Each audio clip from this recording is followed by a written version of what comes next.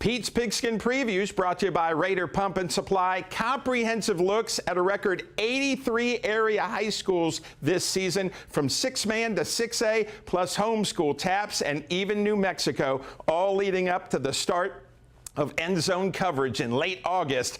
Time to preview another school. First, remind us how Roosevelt finished up last year. We went 5-5 last year. We started out pretty strong at 5-1, and then hit some adversity and didn't respond well, and ended up 5-5.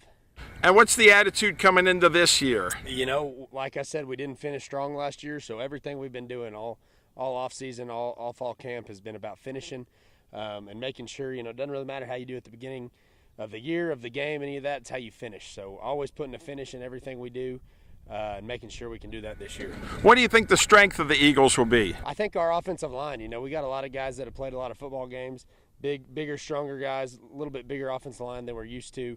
I think they can lead our team really well. And then our defense, you know, we're on the third year of this system, and hopefully we can stop some people so the new offense can get going a little bit.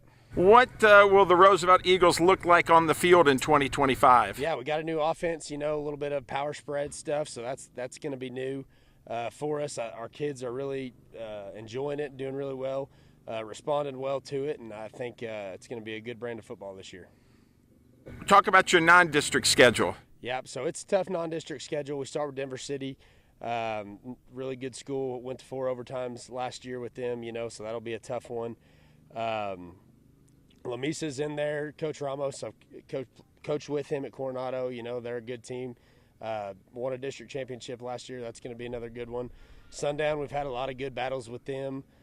Stanton had some good battles with them in the past couple of years. New Deal's always a good game. They got us last year. Hopefully we can come back and get them. And then Brownfield's in there as well.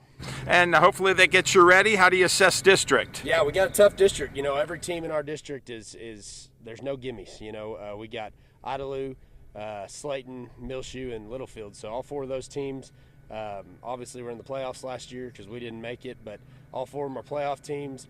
A couple of them had playoff wins last year. 4 really good teams. You know, each week you get into that district, it's going to be tough. And Coach, talk about this community at ACUF. I know they're excited for all athletics this year. Absolutely. You know, our community is really supportive. We had Midnight Madness the other day.